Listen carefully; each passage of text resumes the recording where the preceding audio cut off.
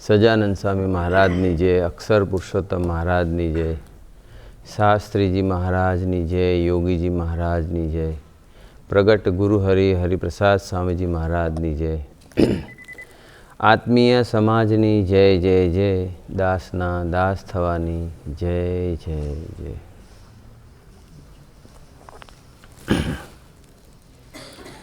સત્વગુણ એ સોનાની બેડી છે. એ વિષય ઉપર આપણે થોડાક દિવસોથી 3-4 દિવસથી સમજવા પ્રયત્ન કરી રહ્યા છીએ. સાત્વિકતા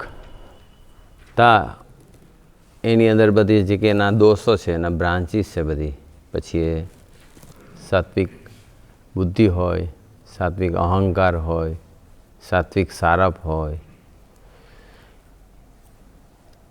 2 દિવસ આપણે સાત્વિક અહંકાર કોને કહેવાય, સાત્વિક અહમ શું છે, અથવા સાત્વિક માન શું છે એ સમજ્યા. ગઈકાલે આપણે થોડુંક સાત્વિકતા અને આત્મીયતાનો ડિફરન્સ, એમાં શું ડિફરન્સ છે એ સમજવા થોડોક પ્રયત્ન કર્યો. આજે આપણે સાત્વિક સારપ શું છે એ થોડોક સમજવા પ્રયત્ન કરીએ. સાત્વિક સારપ એવી વસ્તુ છે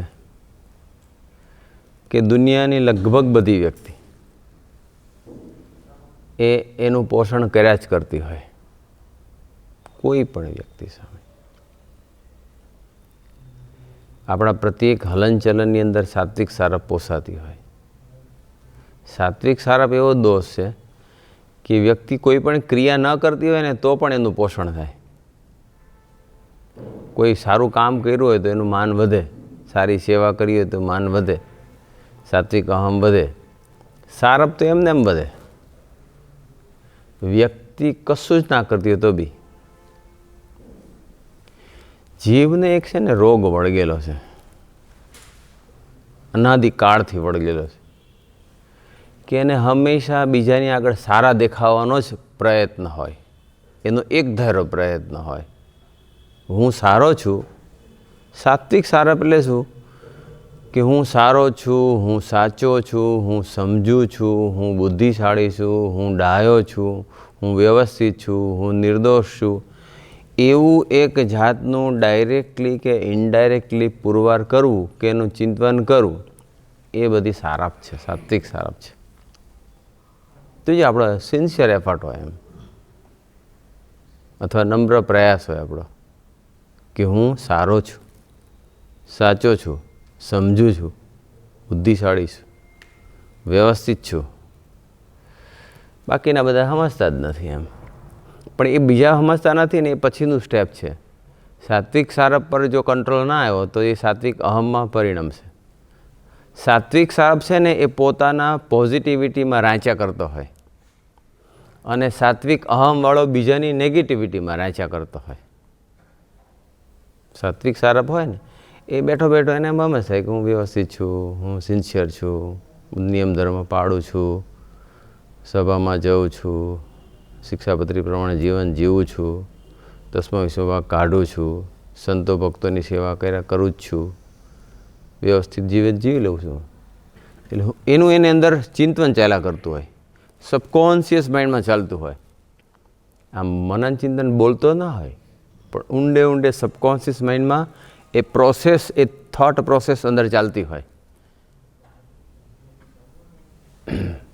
ચાલતી જ હોય. પણ બહુ જાગ્રત હોય અને જે ચિકિત્સક હોય અને બહુ વિચારને પામેલો હોય, સ્વાધ્યાયી હોય, એને જ સાત્વિક સારપ, સાત્વિક અહમ દેખાય એના કરતાં સાત્વિક સારપ દેખાવીને એ વધુ ડિફિકલ્ટ છે. એટલે આપણે એક પ્રયત્ન હોય હંમેશા, આપણા ચાલવામાં સાત્વિક સારપ પોસાય, આપણા બોલવામાં સાત્વિક સારપ પોસાય, આપણા બેસવામાં બી સાત્વિક સારપ પોસાય, પ્રવચન કરતી વખતે બી સાત્વિક સારપ પોસાય, સેવા કરતી વખતે બી સાત્વિક સારપ પોસાય, દરેક ક્રિયામાં પોસાય. કેવી રીતે? દાખલા તરીકે સેવા કરતા હોય તો સેવા કરતા હોય અને પાછળ કે આગળ કે આજુબાજુમાં કોઈ થોડા ઘણા મુક્તો બેઠા છે તો ઊંડે ઊંડે એને એમ થતું હોય કે હું આ સેવા કરું છું એની આ નોંધ લે અને હું સારો છું એવું એમને મનાય કે હું સેવા સરસ કરું છું. બોલે નહીં, કોઈ કહે તો સાંભળે બી નહીં કદાચ, પરંતુ એને એવો ઊંડે ઊંડે અંદર વિચાર ચાલતો હોય. રાઈટ? આપણે સેવા કરી રહ્યા છીએ તો કોક એની નોંધ લેતું હશે.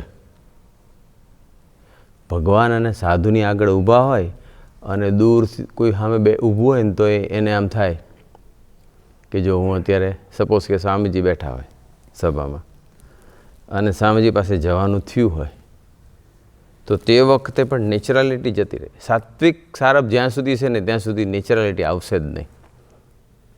સાત્વિક અહમ હોય, સાત્વિક માન હોય, કંઈ પણ એ જ્યાં સુધી હોય ત્યાં સુધી નેચરલિટી ના. કારણ કે નેચરલિટી એટલે અંદર બહાર એક હોય. સાત્વિક સારાવાળા માટે પ્રશ્ન એ શક્ય જ નથી. સ્વામીજી પાસે હોય ને તો બી એમ ઊંડે ઊંડે એમ હોય કે હું અત્યારે સ્વામી જોડે વાતો કરું છું, સ્વામીને આશીર્વાદ દઉં છું, સ્વામીને ધબ્બો, સ્વામીજી મને મારે છે અથવા હું હાર પહેરાવું છું, તો એ બધા જોતા હશે ને નોંધ લેતા હશે અને બધાને થતું કે ઓહો આ તો કેવો સરસ લાભ મળે. અને એમાંય પાછું 5 જણા 2-5 જણા પૂછે ઓહો હજુ તો યાર સ્વામીજીનો લાભ લઈ આવ્યા ને તમે. હવે બહુ સૂક્ષ્મ વસ્તુ છે ને, સૂક્ષ્મ વસ્તુ છે. સ્ત્રીને પુરુષ આગળ, પુરુષને સ્ત્રી આગળ એની સામે સાત્વિક સારપ પોસાયા જ કરે. તમે કંઈક એવું સરસ કામ કરતા હોય, પ્રવચન કરતા હોય અને દૂર ઊભા હોય સ્ત્રીઓ કે પુરુષો એમ, તો એ મારી નોંધ લે અને એને ગમતું હશે એવો વિચાર આવે, એ વિચાર બી સાત્વિક સારપનું પોષણ જ કરે. કારણ કે આપણો એવો એફર્ટ જ હોય છે કે બસ. એટલે પુરુષને બી હોય સારપ પોષતા અને સ્ત્રીને તો એક ધાર્યું પ્રદર્શન જ હોય છે. એ તો આખું દિવસ જ એનો સારપમાં જ જતો હોય છે. હું સારી દેખાવ ને હું સારી છું નામ ને તેમ એક્ઝિબિશન જ એનું લક્ષણ મુખ્ય છે. પુરુષને બી હોય એમ. ભગવાનને આગળ તો ઠીક છે, સાધુની આગળ ઊભા હોય અને એના ઘરના કે બીજા સત્સંગી ઓલા હોય બીજા બધા ભાઈઓ બહેન, તો બી એની સારપ પોષાય એવું એનું હલનચલન હોય. ગોષ્ઠી કરતી વખતે મારી ગોષ્ઠી સરસ થઈ રહી છે એવો એક વિચાર આવે, એ સાત્વિક સારપ જ છે. આ બધા દોષો એવા છે કે તમે લોકો આમ થોડા ગભરાઈ ના જશો. કાલે આપણે એના બધાના સોલ્યુશન પર જ વિચારવાના છીએ, એટલે ચિંતા ના કરશો. તમને એમ થતું ખરા આ બધા લોચા રોજે રોજ જે કે બધા આપણા જ છે એવું થાય છે. ના થતું હોય તો પતી ગયું, તમે આવશો જ નહીં. હવે બીજાની ટાળવાનો પ્રોગ્રામ ચાલુ જ કરી દો. હું બોલતો હોઉં તો બી એમ થાય મને કે બધાને ફાયદો થતો હશે. સારપ પોસાઈ જાય સામે. બહુ અઘરું છે સામે. સાત્વિક સારપ ન પોસાવા દેવી પહેલું તો ખ્યાલ જ ના આવે. પણ આપણે બધાને મહારાજ અને ગુણાતીતને લઈને આપણને ખ્યાલ આવવા માંડ્યો છે. આપણે બધા ભાગ્યશાળી છીએ. બાકી તો કોઈને ખ્યાલ જ નથી આવતો. એમ કોઈને વાતો કરતા હોય તો એ સાત્વિક સારપ પોસાય. દરેક એંગલમાં સાત્વિક સારપ પોસાતી હોય છે. પહેલાં હું ટ્રાય કરું છું કે સાત્વિક સારપ શું છે સમજો. ફરી કહું કે વ્યક્તિને એવું થયા કરે છે હું સારો છું, સાચો છું, સમજુ છું, બુદ્ધિશાળી છું, ડાયો છું, એ બધી સાત્વિક સારપ કે સ્વસારપ જ છે. પ્રત્યેક હલનચલન આમ વ્યક્તિ છે ને, તમે જોજો આમ ચાલતી હોય, એકલી ચાલતી હોય તો એનું નેચરલ ચાલતી હોય, પણ થોડા ઘણા ઊભા હોય દૂર, થોડી ઘણી ઊભી હોય દૂર, ત્યારે એની ચાલ બદલાઈ જાય. લો કેમ નહીં બદલાઈ ગઈ? સારપ, હું વ્યવસ્થિત દેખાવ. બસ માણસ એક ધારું સાત્વિક સારપનું પોષણ કર્યા જ કરતી હોય. અને એ જ્યાં સુધી સારપ પડી છે ત્યાં સુધી તો રિસ્ક છે. સાત્વિક સારપ પોસાય ત્યાં સુધી તો એને દાસના દાસ બનવું કે અસ્તિત્વ રહિતનું જીવન જીવવું કે સંપૂર્ણ સ્વામી સેવક ભાવ પ્રગટાવો, એના માટે બહુ દૂર છે, ડિફિકલ્ટ છે. એટલે આપણે સારપ રાખવી નથી. બસ સારપ કેવી રીતે ટળશે એ આપણે કાલ વાત કરીશું. જે ભગવાન બુદ્ધિમાં પ્રકાશ કરશે એ પ્રમાણે જવાબ આપીશું. પરંતુ આજે એ વિચારીએ સારપને પ્રસંગો દ્વારા હવે થોડાક સમજવા પ્રયત્ન કરીએ. કાલે પેલો પ્રસંગ કહેતા હતા, થોડોક આમ કીધો પણ સહેજ 2-3 લીટી રહી ગઈ હતી કે કસ્તુરભાઈ લાલભાઈ શેઠની ગાડી આવી મંદિરમાં. કાલે કીધો હતો પરંતુ કીધો હતો ગઈકાલે જ. પછી નિર્ગુણ સ્વામી એમની સેવા સરબરાહ કરી હશે.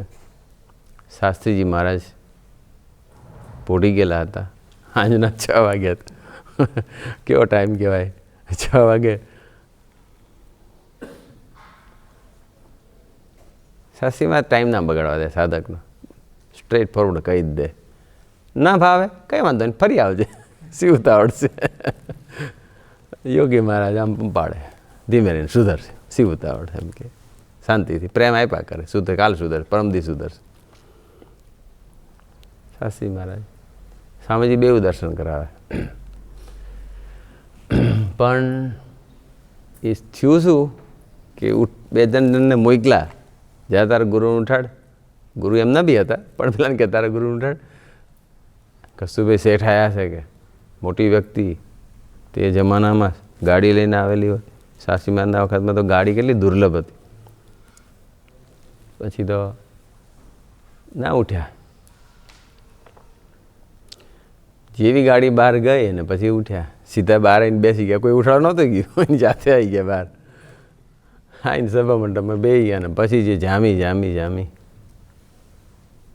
તમે સૂઈ જાઓ છો અને તમે આવતા નથી. એ પાછું આમ થોડુંક આમ ગુરુ બી હતા ને આમ પાછું ઝઘડી બી લે એમ. ત્યારે શાસ્ત્રી મહારાજ પછી શાસ્ત્રી મહારાજ પર આટલા મોટા શેઠ આવ્યા હતા ને તમારે આવી જવું જોઈએ ને કેટલો ફાયદો થાય ને આમ ને તેમ ને. પણ થયું શું, શાસ્ત્રી મહારાજે શું કીધું ખબર છે? શાસ્ત્રી મહારાજ કે એના મૂતરે થોડા દીવા બળે છે કે એના મૂત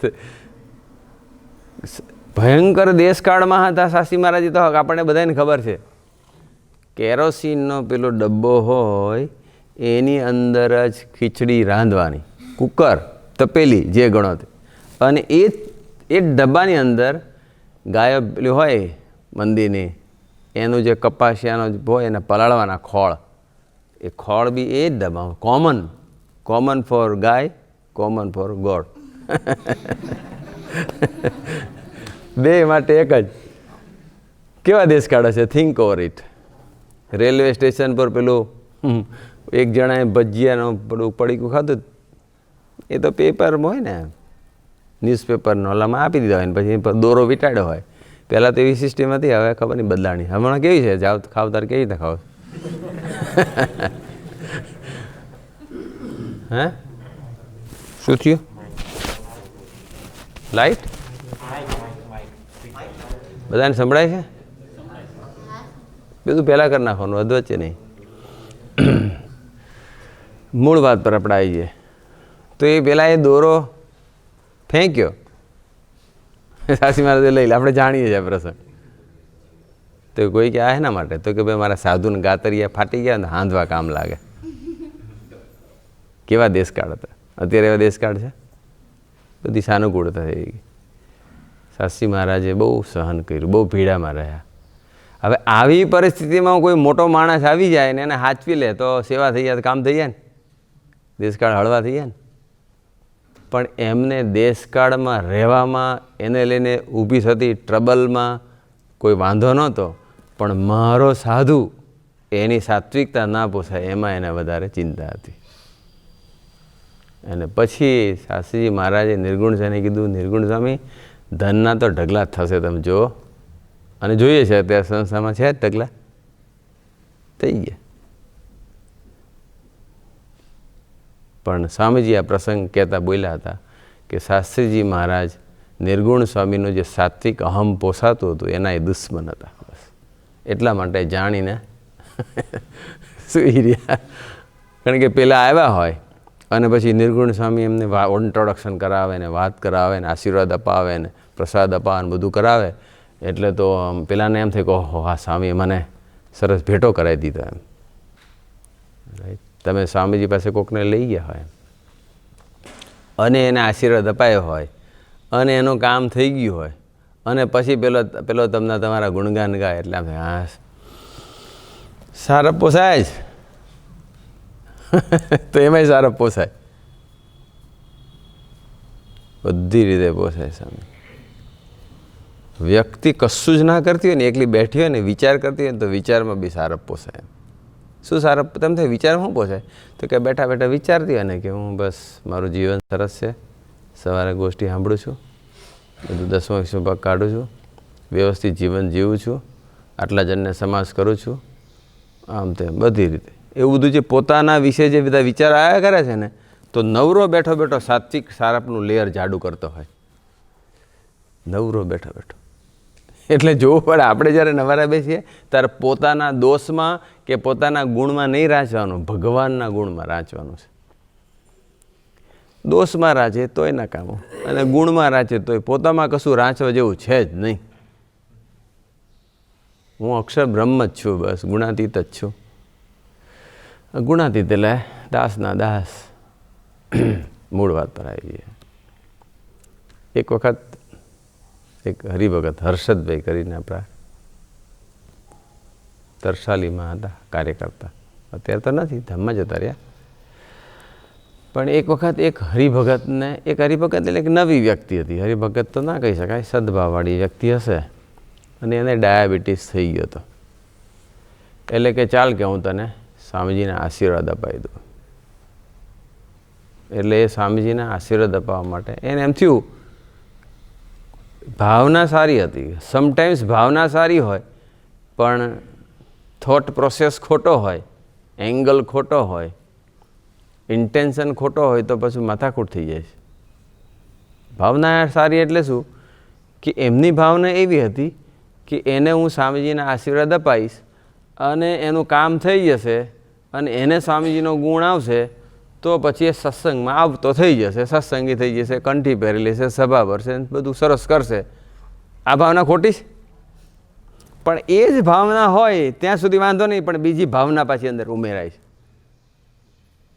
કઈ બીજી ભાવના ઉમેરાતી હોય છે?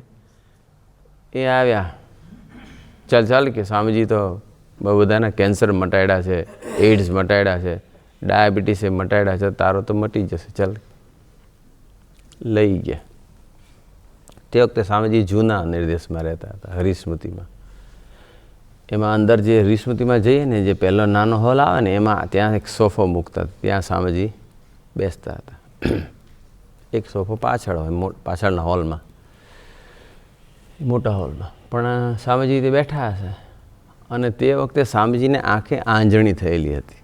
ફોલ્લી થાય ને આંજણી, એલામ પેલી છે. સ્વામીજી પહેલાં આંજણીને બહુ ગ્રહણ કરતા હતા, બહુ થતી હતી સ્વામીજીને આંજણી પહેલાં. એટલે આંજણી થયેલી સ્વામીજીને અને એમાં પેલા હર્ષદભાઈ સ્વામીજીને આગળ આવીને બેસી ગયા. બધા વારા ફરતી બધાનો વારો આવે દર્શન માટે વાત કરવાનો. પછી એમનો ટર્ન આવ્યો એટલે પછી એ બેઠા એટલે પછી કેવું કે વાત કરી સ્વામીજીને. સ્વામી ક્યાં ભગત આવ્યા છે, આપણા દર્શન માટે આવ્યા છે, આશીર્વાદ લેવા માટે આવ્યા છે. એમને પાસે નિષ્ઠા બાકી, હા નિષ્ઠા હતી એમને હર્ષદભાઈને. એટલે તો ઘણાને એ સત્સંગમાં તરસાલી મંડળનો વિકાસ કરવામાં એ નિમિત્ત બનેલું પાત્ર. તો એ હર્ષદભાઈને પછી સ્વામીજીને કીધું કે સ્વામીજી, અને એને એવું વિશ્વાસ 100% હતો કે સ્વામીજી જો ધબ્બો મારશે તો 100% આનો જવાનો ડાયાબિટીસ. અને ડાયાબિટીસ સ્વામીજીએ ઘણાના કાઢ્યા છે તો મેં બી જોયેલું છે. અને કોઠારી સાહેબનો જિંદગીભર નથી કાઢ્યો એ બી જોયું છે. નવા હોય, સામાન્ય સદભાવવાળા હોય અને એને નિષ્ઠામાં લઈ જવા માટે થોડુંક આપવું પડે, આશીર્વાદ આપવા પડે. પરંતુ નિષ્ઠા થઈ ગયા પછી એને ચમત્કારને પરચામાં રાંચવા ન દે ભગવાન. પછી તો એને આત્માનો વિકાસ કરવા માટેનું લેસન જુદું હોય. પછી ઉલટું થાય એવું કરે. બહુ સત્સંગમાં રસબસ નહીં થવાનું. રસબસ થશો તો પ્રોબ્લેમ થશે, કામ બધા અટકવા માંડશે. અને તમે એમાંય સવારના પોરમાં જે લોકો ગોષ્ઠી સાંભળે એ લોકોને તો ભારે તકલીફો થવાની. તકલીફો નહીં થવાની, તકલીફો દૂર કરશે મહારાજ. પણ એ વાત કરી જેવી સ્વામીને, અને સ્વામીજીને એમને એમ થયું કે મેં વાત કરી દીધી છે, મારી ભાવના સારી છે. એક ભાવનાનો ખ્યાલ આવતો હોય આપણને, પણ બીજી ભાવનાનો ખ્યાલ ના આવતો હોય. એક ભાવનાનો ખ્યાલ એ આવતો હોય કે હું સરસ પ્રવચન કરું અને બધાને સમાસ થાય એવી રીતે ગોષ્ઠી વ્યક્તિ વક્તા કરતા હોય, પણ ઊંડે ઊંડે હું સારું પ્રવચન કરું અને બધામાં મારી છાપ સારી ઊભી થાય અને બધા મારી વાહ વાહ કરે અને મારી એપ્રિશિએટ કરે મને, અને એટલે મારી સારપ પોસાય. એવું એક જે બીજી ભાવના અંદર પેરેલલ ઉગતી હોય એને નથી દેખાતી. એક જ દેખાય છે કે હું સરસ પ્રવચન કરું. પછી કોઈ પૂછે ને, માણે જવાબ આપે ને, જવાબ સાચા હોય, હા ખોટા ના હોય, તો બી સારપ પોસાય. કેવી રીતે? દાખલા તરીકે કહી દો કે તમે આજે બહુ મસ્ત પ્રવચન કર્યું. ના ના, હું તો નિમિત્ત હતો. બોલે એવું, હું તો નિમિત્ત છું, આપણાથી કાંઈ થાય નહીં. તો શું થાય? સારપ પોસાય. હું બોલવામાં વિવેકી હોય પાછો માણસ, વિવેકી માણસ હોય પણ સારપ પોસાતી હોય. બોલે કે ના ના, આપણે તો કાંઈ નહીં, આપણે તો કાંઈ છીએ નહીં, આ તો બધું સ્વામીની કૃપાથી. જે વ્યક્તિ દિલથી બોલે છે અને જે વ્યક્તિ સારપ માટે થઈને બોલે છે, એ બંનેને આમ શબ્દો સરખા જ હોય, વાક્ય રચના સરખું જ હોય. પણ મોટેરા સંત હોય ને, મોટેરા જે ચિકિત્સક જેને કહેવાય, એને ખબર પડે, બીજાને ના ખબર પડે. એને પોતાને કદાચ પેલાને તો નથી જ ખબર પડતી હોતી. હા, આપણે તો નિમિત્ત છીએ એમ ઊંડે ઊંડે કે મજા આવી ગઈ ને તમને ટૂંકમાં. આ બધું બહુ સૂક્ષ્મ વસ્તુ છે. આ બધું આ બ્રહ્માંડમાં બીજા બધા નહીં ખ્યાલ આવતો. આ તો અક્ષર પુરુષોત્તમ ઉપાસનાના આપણે સેવકો એટલે આપણને કંઈક ખ્યાલ આવે છે ગુણાતીતની મહારાજની કૃપાથી. બાકી કોઈને કાંઈ ખ્યાલ. આમ ધરતીના જેટલા બધા મોટા ભાગના વક્તાઓ આઈવુડ છે, મેક્સિમમ એમ પર્સન્ટેજ તો હું ક્યાં બોલું, પણ એ બધા જ સારપ જ પોસ્યા કરે. સારપ જ પોસે છે સારી ગોષ્ઠી કરીને. અને એ સારપ જ્યારે જાડી થાય ને પછી એ પછી સારપ સાત્વિક અહમ બનીને બીજાનું જોવાનું ચાલુ કરી દે. હું સારો છું, સાચો છું, સમજુ છું, બુદ્ધિશાળી છું, ડાયો છું, એ વસ્તુ પાકી થશે અને તરત જ પછી એનું રિએક્શન શું થશે અથવા એનું રિઝલ્ટ શું આવશે કે બીજા બધા બંગાર. લો જોવાનું ચાલુ. હું સરસ ગોષ્ઠી કરું, આ ક્યાં ના ના ઠીક છે. ઘણી વાર બોરિંગ હોય છે. એટલે તારી બહુ સારી, તારી કથા વાર્તાથી ભલે ભક્તો કદાચ બોર નથી થતા, પણ તારી કથા વાર્તાથી તું સારપ પહોંચે છે એમાં ભગવાન બોર થાય છે એવું બનતું હોય. વક્તા કદાચ ખુશ થતા હોય, પણ ભગવાન અને મોટા સંત એને કંટાળો આવતો હોય. કારણ કે એમ થતું હોય કે આ તો સારી ગોષ્ઠી કરે છે, મારો મહિમા ગાઈને, ભગવાનનો મહિમા ગાઈને પણ સારપ પોસાતી હોય, સાત્વિક અહમની વૃદ્ધિ થતી હોય. બહુ ધ્યાન રાખવું પડે. એટલે એનો અર્થ એવો નથી કે ગોષ્ઠી કરવાનું બંધ કરી દે છે. હા, જોજો પાછા ઘણા બધા વિચાર છે કે હારું એની તો હવે કરવી જ નથી. એવું નહીં, કરવાની. કારણ કે સામે તમે ફિલ્ડ પર નહીં આવો ને તો તમારું સ્ટેટસ ખબર જ નહીં પડે. વ્યવહાર ને સાધુ, અમે લોકો કોઈ પણ સાધક કે સાધુ જ્યાં સુધી ક્રિયા નહીં કરે ને ત્યાં સુધી એને ખબર જ નહીં પડે. એમને તો બધા આત્મીય છે ને એકાંતિક છે ને દાસના દાસ છે ને અક્ષરબ્રહ્મ છે, બધું જ છે. ફિલ્ડ પર આવો પછી ખબર પડે. એમને તો બધા સરસ જ છે. કોઈ જોડે તમે કશું બોલો નહીં, ચાલો નહીં, સેવા ના કરો, નિમિત્ત ના બનો, બધા ભેગા મળીને સેવામાં નિમિત્ત ના બનો. એકલા રૂમમાં બેઠા હોય પોતાના ઘરમાં, હું આત્મી હા છું જ ભાઈ, તારે પ્રસંગ મારે કોઈ જો બનતા જ નથી, ના જ બને ને. તું આવતો નહીં ફિલ્ડ પર તો કેમ ના બને? એટલે ચેક કરવા માટે સેવા કરવી જરૂરી છે. ગોષ્ઠી કરો, સેવા કરો, નાની મોટી યુવા પ્રવૃત્તિમાં નિમિત્ત બનો, કરો, પણ જોવું પડે આપણે. રાઈટ. એટલે કેટલા વાગી ગયા? પછી તો હર્ષદભાઈએ સ્વામીજીને વાત કરી. એટલે એમને એવું હતું કે હવે સ્વામીજી આશીર્વાદ આપશે. એને પાછું પાકું જ હતું કે આશીર્વાદ આપશે. એટલે ગયો સમજી લો પહેલાં.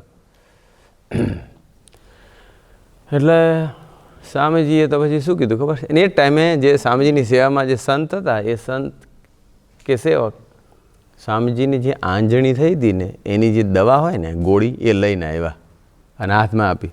અને સ્વામીજી હાથમાં ગોળી લઈને આમ પાણીનો ગ્લાસ આપ્યો લેવા જતા હતા.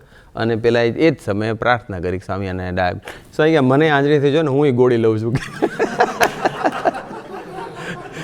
એટલે પેલો બિચારો નવો આવ્યો હતો કે હારું આ સ્વામીજીને બી તકલીફ છે તો મારી તકલીફ કેમ નહીં દૂર થશે? પેલાની તકલીફ કદાચ દૂર નહીં થઈ હોય પણ હર્ષદભાઈને જે તકલીફ ઊભી થવાની હતી એ અટકી ગઈ. એટલે સમટાઈમ્સ આશીર્વાદ નથી આપતા કે આવા ચરિત્રો કરે છે એની પાછળ એના અંગત સાધકોનું આધ્યાત્મિક ઉત્થાન હોય છે. એને બહારના કે નવા એની બહુ જાજી પડી ના હોય. એને તો બીજી રીતે પણ પોતાના ખાતાનો જીવ હશે તો કોઈ પણ રીતે લઈ લેશે કે આપણે લઈ ગયા ને આશીર્વાદ અપાવ્યા ને એ આશીર્વાદ ફળ્યા તો જ થશે એવું નથી. આપણાથી કશું થતું જ નથી તો ભગવાન આપણને ખાલી એક નિમિત્ત બનાવવા માટે આપણી પસંદગી કરી એની કૃપા છે. બાકી આપણાથી કાંઈ થતું છતાં પણ આપણે કોકને લઈ જઈએ ને પછી પેલાને સમાસ થયો અને સત્સંગમાં આવી ગયો બધું સુખ્યો થઈ ગયો અને પછી આપણને આનંદ રહે કે હા જો હું લઈ ગયો. પાછો પેલો તો બોલવાનો છે કે સ્વામી તમે ખરેખર મારી પર બહુ મોટી કૃપા કરી, તમે મને આશીર્વાદ અપાય, મારું કામ થઈ ગયું, તમને ધન્યવાદ છે. અને એનો આનંદ વર્તે તો સાત્વિક સારા પોષાણી. આનંદ વર્તવો જ ના જોઈએ આપણને. એવો આનંદ વર્તે છે તો સાત્વિક સારા પોસાઈ ગઈ. એમ દિલથી મનાવવું જોઈએ સાહેબ. એનો ભાર જ ના રહેવો જોઈએ. ગુણનો કે દોષનો બેમાંથી એકે ભાર ના રહેવો જોઈએ. પછી તો હું પતી ગયું, ગયા પાછા થઈ ગયા ને પેલા ગયા અને મહારાજે ગોળી લઈ લીધી, પૂરું થઈ ગયું. પેલાને ગોળી પકડાઈ દીધી. એટલે આવું છે આ બધું મોટા પુરુષોનું બધું હલનચલન છે ને એ બહુ જ આપણને સમટાઈમ સમજાય નહીં. એટલે આપણે આગળ કોક જોઈએ ભગવદી એમ.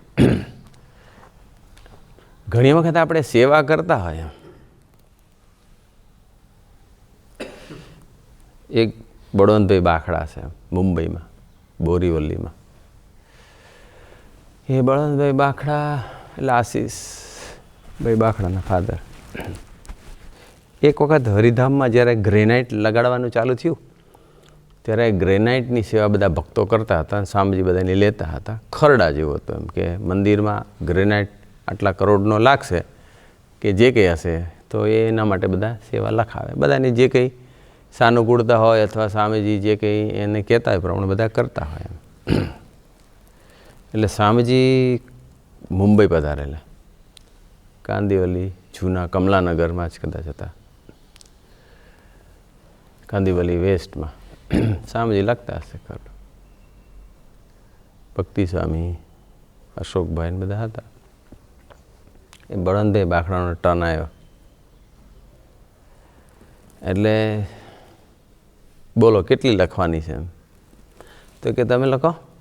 એમને એવું કીધું તમે લખો. એટલે સ્વામીજી પછી એમનું જે પેડ હોય એની અંદર લખ્યું 1 લાખ.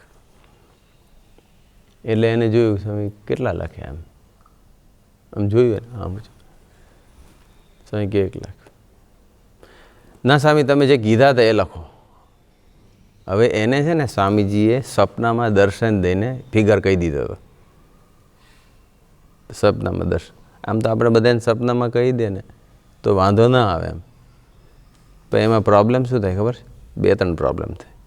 એક પ્રોબ્લેમ એ થાય સપનામાં કીધું છે મેં ક્યાં કોઈ વિઝન કીધું જ છે, આપણે કોઈને કહેવાનું જ નહીં એમ કરીને બી. અને બીજું કેવું કે જો સપનામાં કહી દે તો જે પ્રત્યક્ષ આપણને જે સુખ આવવાનું છે એવું તો સુખ પહેલાંમાં ના આવે. આમાં વાતોચીતો થાય, દર્શન થાય, ચરણ સ્પર્શ થાય, બીજું કંઈ. એટલે ભગવાન આપણને સુખ આપવાને કાજે આપણને આવી રીતે સેવા પ્રત્યક્ષ રીતે કહેતા હોય. પણ એમને સ્વામીજી આવું કીધું હતું, એક ફિગર કીધો હતો કે આટલી. હવે એ ફિગરને સ્વામીજીએ લખ્યો ફિગર મિસમેચ થતો હતો. એટલે કીધું કે ના સ્વામી તમે એટલી નહીં, મને જે કીધી હતી એ લખો. પછી એ પાછું એક જાણે એ કસોટી કરતા હોય એમ કે એ જાણે છે કે નથી જાણતા કે એમને મને કેટલી ફિગર કીધી હતી એમ, જે હશે તે. પણ એમને કીધું એટલે સ્વામીજી પછી 1 ને 21 કર્યા. પછી એમણે જોયું હા નહીં તમે મને જે કીધી હતી એ કહો. પછી એ બોલે નહીં કે તમે મને કેટલી કીધી હતી એમ. ચાલી પછી 1:25 જેવી કંઈક થઈ, 1:21 કે 1:25 લખી છે કે ના બસ આટલી બરાબર છે, હવે નહીં. એટલે એમને 1-2 વખત કહ્યું પણ સ્વામીજી પછી તો શું, એ તો પૂરું થઈ ગયું, એ તો પછી જતા રહ્યા. પછી સ્વામીજી પછી થોડા સમય પછી સ્વામીજી છે ને લઘુ લાગી હશે એટલે બાથરૂમ જવા ગયા. એટલે બાથરૂમ જઈને પછી બહાર આવ્યા લઘુ કરીને. બહાર ભક્તિ સ્વામી કદાચ અશોકભાઈને બધા ઊભા હતા અને નેપકિન આપ્યો સ્વામીને હાથ લૂછવા માટે. ત્યારે સ્વામી હાથ લૂછતા બોલ્યા સહી કે આ બળવંતની મેં છે ને એને મેં સપનામાં 1:51 લખી હતી પણ મેં 1:25 જ કહી. જો મેં એને 1:51 અત્યારે લખી કાઢ્યો હોત તો એ બધાને કહેતો ફરત કે મને સ્વામીજીએ સપનામાં જેટલા કીધા હતા એટલા જ અહીં કીધા. એ કહેવામાં એની સાત્વિક સારા પોસાય એ ના પોસાય એટલા માટે મેં આ ઓછી લખી. વિચાર તો ખરા કેવું કહેવાય, કેટલું આત્માનું જતન કરે છે આપણું. બાકી ભગવાનને અર્થે, ભગવાનના વચને, ભગવાન એને માનીને આપણે એની કીધેલી સેવા કરીએ તો બી પ્રોબ્લેમ થઈ શકે છે. રાઈટ? આ તો ક્યાં ખબર પડશે, કયા શાસ્ત્રોમાં આવી બધી ક્યાં વાતો છે. એટલે સમય થઈ ગયો. આપણે સાત્વિક સારપને આજે સમજવા થોડોક પ્રયત્ન કર્યો, પણ એ સાત્વિક અહમ હોય કે સાત્વિક સારપ હોય, સાત્વિક ભાવ હોય, સાત્વિક સમજણ હોય, સાત્વિક બુદ્ધિ, જે કંઈ સાત્વિકતાના દોષો છે એ દોષો હવે આપણને ધીમે ધીમે પ્રસંગો દ્વારા ખ્યાલ આવતો જ હશે. થોડો આવ્યો છે પણ આપણે આવતીકાલે હવે એ બધા દોષોને ટાળવા માટે સ્વામીજીએ કે મહારાજે શું ઉપાયો બતાવ્યા છે એ આપણે આવતીકાલે સમજવા પ્રયત્ન કરીશું. બધાને અંતરના જય સ્વામિનારાયણ.